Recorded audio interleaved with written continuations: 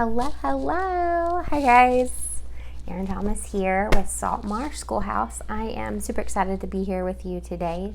This is my very first YouTube video, and don't worry, you are going to get some fun interaction with my kiddos over the next however many videos we decide to do. So I wanted to hop on here today.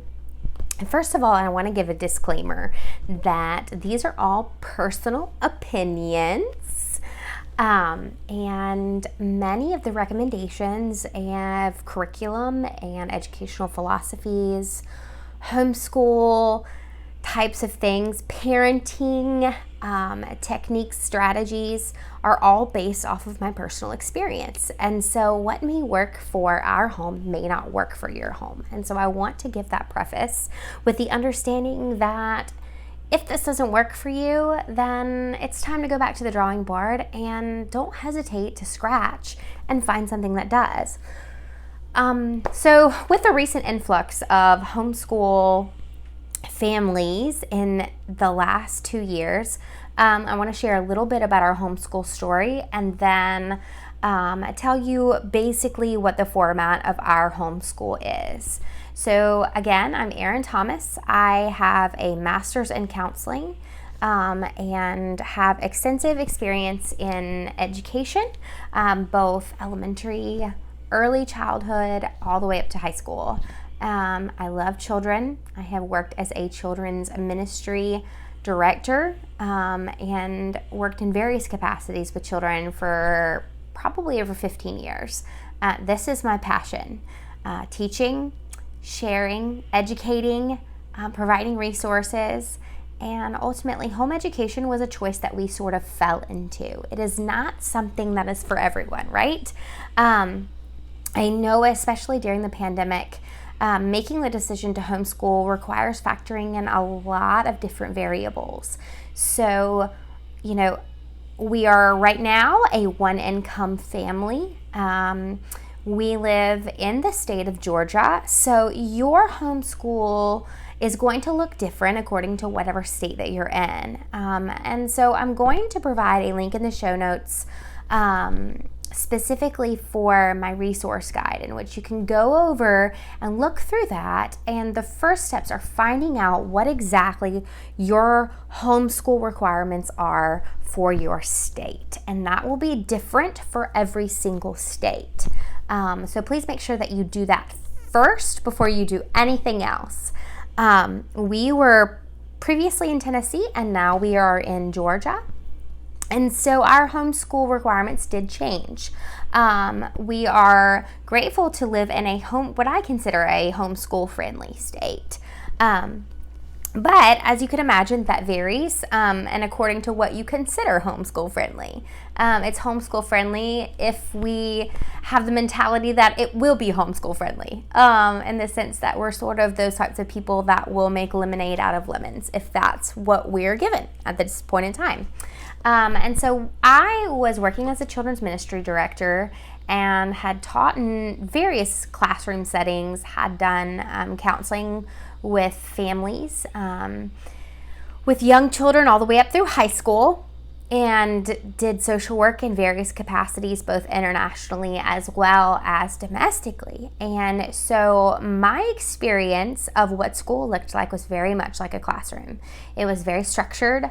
I may or may not have had my children recite the Pledge of Allegiance. If that's what you do and that works in your home, go for it. Let's just say that didn't go over so well in mine.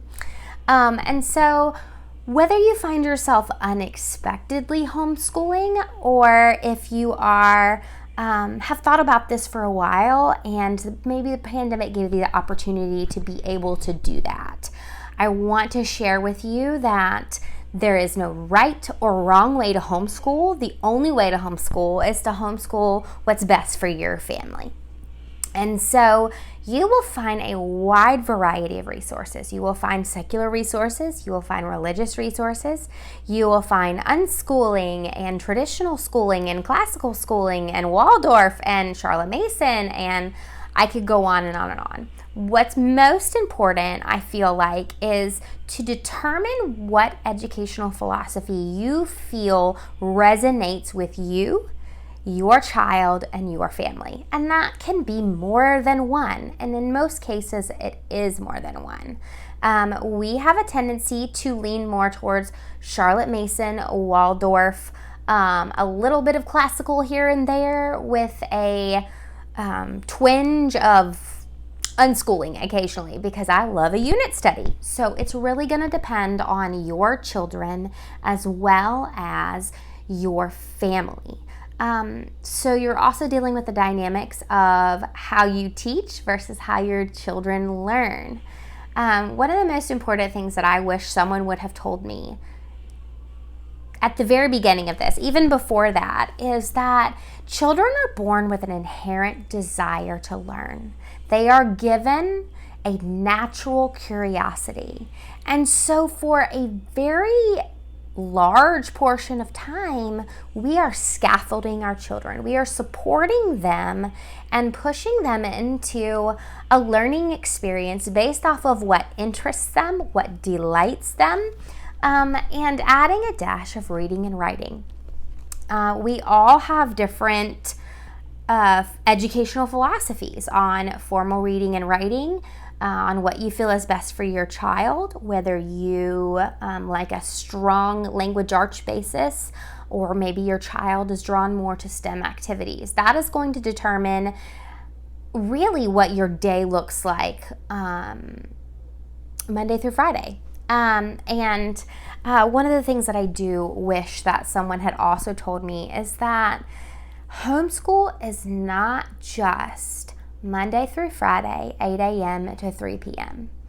Homeschool is a lifestyle. And so that's why a lot of people choose to use the words home education, because we are choosing to educate at home. And that will look completely different for you than it may for another family.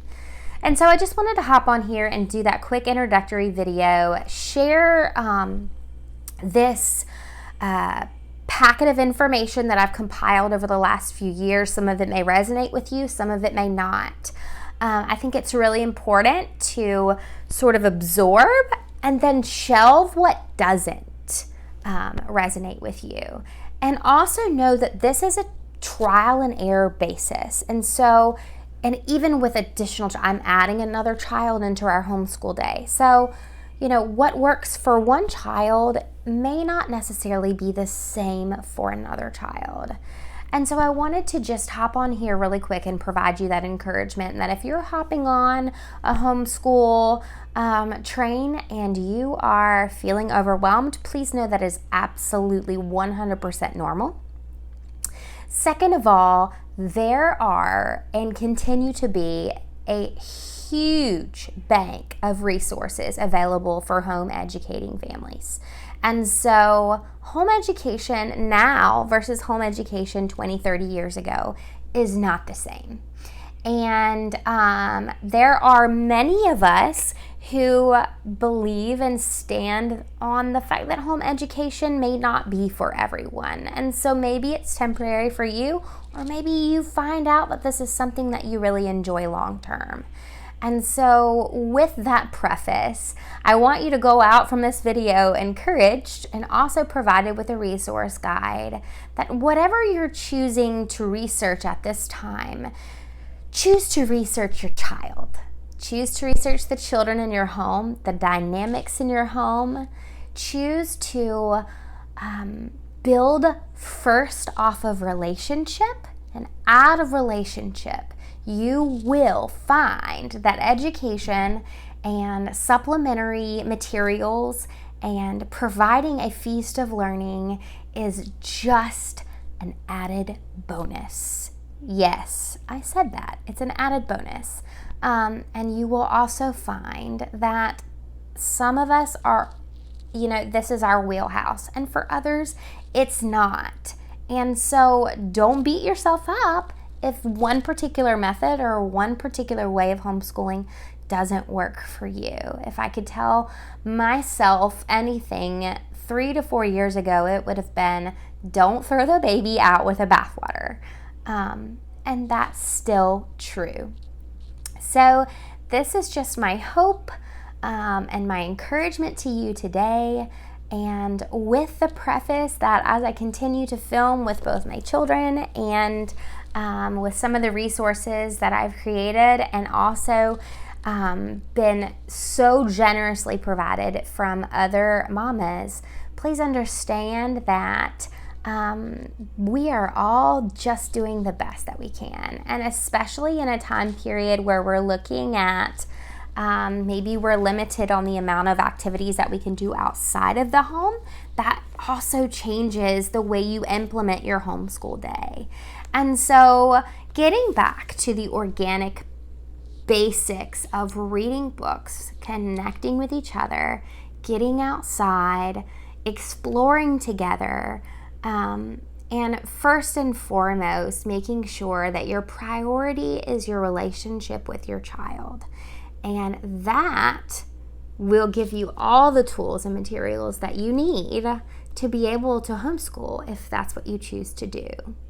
But if you're here on this channel, hopefully that is what you have chosen to do. And so we are going to continue as a family to share resources with you the best that we know how, with the hopes that these resources will be helpful. If they're not, shelve them. You don't need them.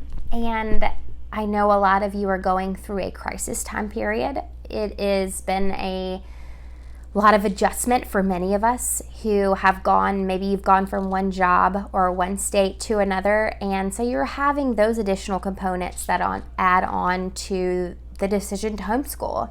And so if that's true, give grace to yourself. If there's anything that we need more of in our day, and as a homeschool educator, it is grace. And grace for yourself, grace for your children, grace for everyone around you. And so I'm going to provide that link for the resource book. And then hopefully, as we continue, you will get some snapshots into what it looks like to home educate at Saltmarsh Schoolhouse, which, you guys, it's a circus. So I hope you're here for a ride.